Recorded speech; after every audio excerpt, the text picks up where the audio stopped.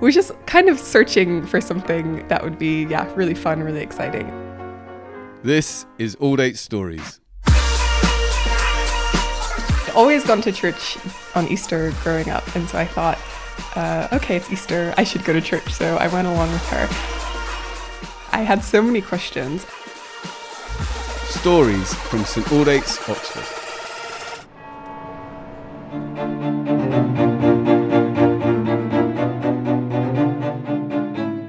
My name is Sam, and this is my story.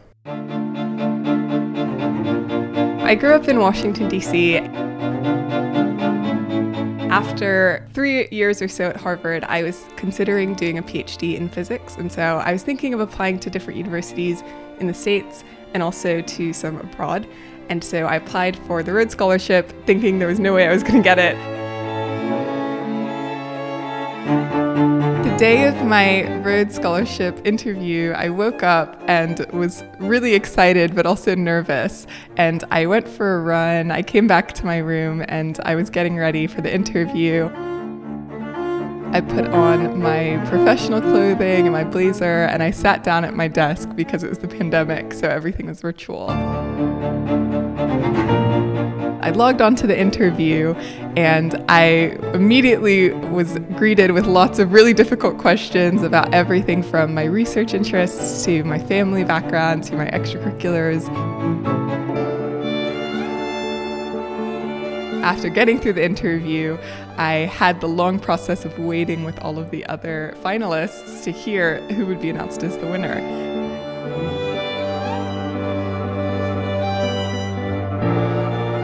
Finally, the judges came back into the room and they said a long preamble about how everyone who had interviewed was really impressive and they were excited to meet us all, and that the two winners were soon to be announced, and I was sort of holding my breath.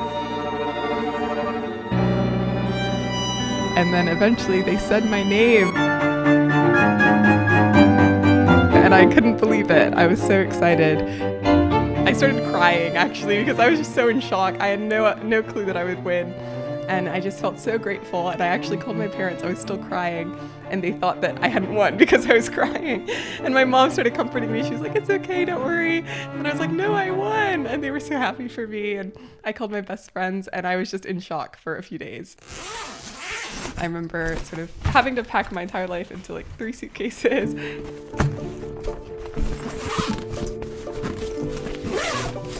All of the American Rhodes Scholars came together in Washington, D.C. for what's called Bon Voyage weekend, and then we all flew over to London together on the same flight. And it was an overnight flight that was delayed many hours, so we all arrived in London really tired, and we got on a coach that brought us to Oxford. And I remember stepping out onto High Street and just looking up at this huge tower of Magdalen College and feeling like I was suddenly in the medieval ages and walking into the porter's lodge and finding my keys and finding my way into my room. Looking out of the window, I could actually see into the Botanic Garden, so I could see lots of beautiful plants and flowers, and it felt like just the quintessential Oxford room.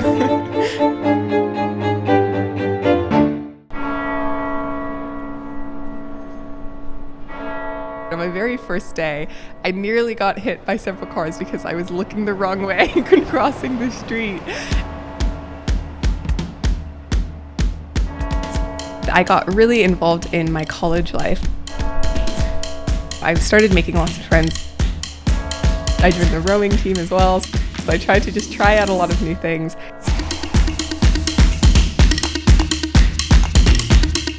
I traveled with friends to other countries in Europe. We're just kind of searching for something that would be, really fun, really exciting. I joined one of the college's classes on mindfulness, and I really was hoping to try to learn some kind of thing that could help me just have that internal peace. And although it maybe helped for a week or two, I quickly found myself reverting back to this mindset of there's so many things to do and so many new things to try. It was actually Easter Sunday, my first Easter here, that my one friend in my Rhodes Scholar group chat sent an invitation to anyone in the chat who wanted to come with her to church at St. Aldates.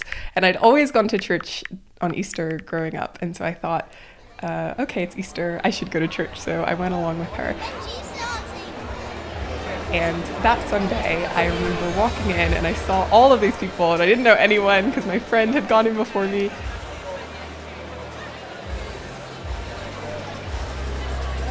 So I sort of crept to the back and just sat by myself and listened to the music.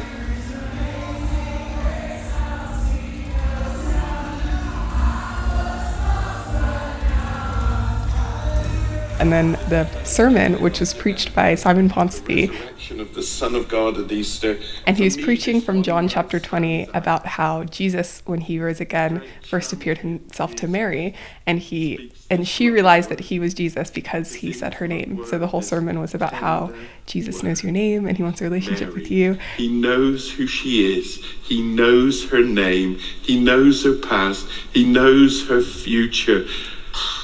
She was in his heart and mind when he died at the cross, and there she is, and he can speak that word to her. He calls her by name. She's a person. She's known. She's seen. She's registered. She's loved. She's validated. I remember very distinctly how Simon Ponsonby preached about Mary going to the tomb, and she was weeping because she assumed that Jesus was dead and was buried there. And she was weeping outside of the tomb, and a man came out and asked why she was crying, and she thought he was the gardener. And so she said that you've taken him away, tell me where you've put him. And then the man says her name. And as soon as he says her name, Mary, she realizes that it's Jesus. And that has always just stuck with me, this fact that Jesus chose to reveal himself first to a woman, and he showed her that he was her God by saying her name and saying that he knew her. And so that was such a powerful moment and a powerful realization for me to know that Jesus is alive, just like Mary finding out that first day that he actually is alive. That was how I felt. And then also that he knows me, and he calls me Sam, and he knows my entire life story, and he wants a relationship with me. And so I so resonate to Mary at that tomb, having this realization Jesus is alive and just being full of so much joy and hope and excitement to go. She runs and tells all the other disciples, and that was essentially me in the next few months, just telling everyone I knew about Jesus, and how there's just such a joy in every single day being able to walk with him and know that he calls me by my name, and he sees everything that I'm going through. So now I'm walking to the physics department, where I'll do a little bit of work, and then I have a group meeting with my supervisor and the other students in our group, where some students will be presenting about their work. My PhD in theoretical physics is actually the intersection of physics and biology. I'm interested in asking a question of, can we use some theories from physics and math and computer science to predict patterns that we see in biological evolution? Specifically, we're using theories from a field called algorithmic information theory.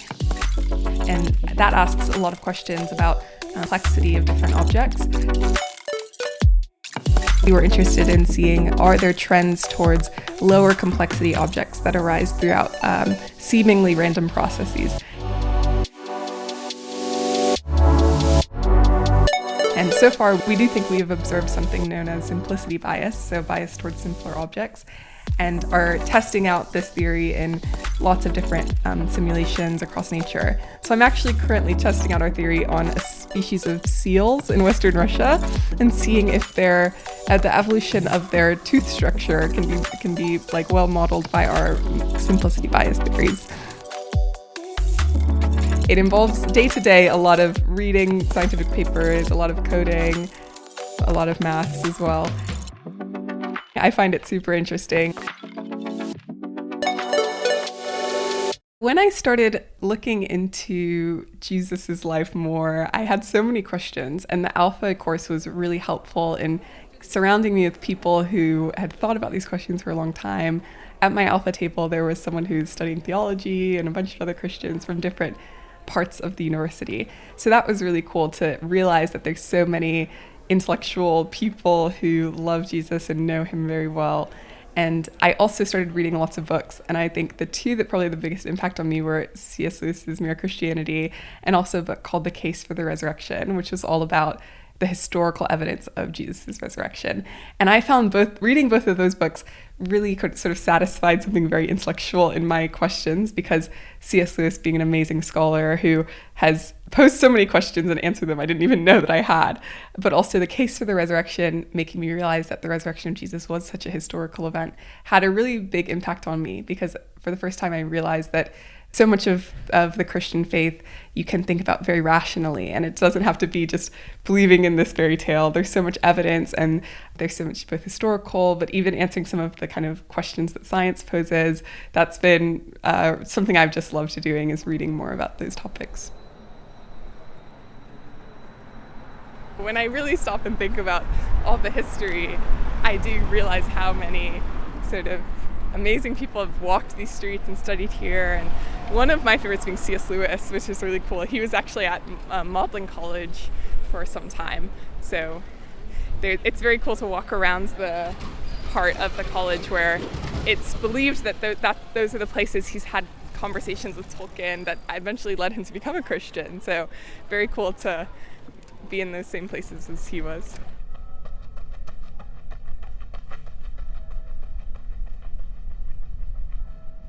I have a routine where every morning I'll wake up, I'll walk in South Parks, which is a park in Oxford, and I'll pray.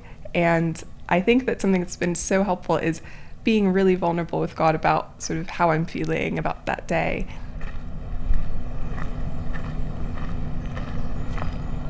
I think that from the outside looking in, sometimes I think people have a perception of Christians that they're these perfect people, that Christians live these really righteous lives and they're just great. But it's by actually talking to God about all of my struggles and my fears, my weaknesses, that I really feel his presence with me. By reading the Bible as well and remembering that how I'm feeling doesn't necessarily have to dictate how I act or how I live my life has been really helpful for me. And I think it's my relationship with Jesus and praying to him has given me such a peace that I've had non-Christian friends say, like, Sam, I'm so surprised by how calm you are in this situation. And I have to tell them, like, it's not me, it's just God, because I just think there's so many things we could worry about or we could feel anxious about. And it really is just the love of God that reminds us that we don't need to worry about those things. Jesus has just completely transformed my life. I know that my relationship with him has become just the most important thing in my life, and it is from that relationship with him that everything else I do sort of overflows from that. And so through so many difficulties I've encountered living in Oxford, which is either related to my PhD or missing home or just so many other things, I've really found strength to make it through them because of Jesus. And I don't know where I would be now if I didn't have this relationship with him. And I think that's true for everyone that I've met that knows Jesus. People have been through so many hard times, and everyone can testify that it's really Jesus who carried them through it. And even when I think about the future, or I think about what I'll do next, or other things that could potentially cause a lot of anxiety, it's really like trusting in God that helps me to sort of make sense of all of it.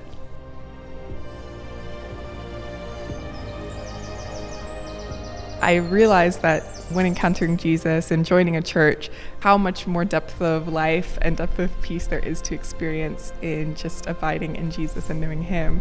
And it's not a constant practice that we have to do, but it more so is just a relationship with someone who is Jesus. And that relationship just brings you so much love and peace and joy, more so than anything else can.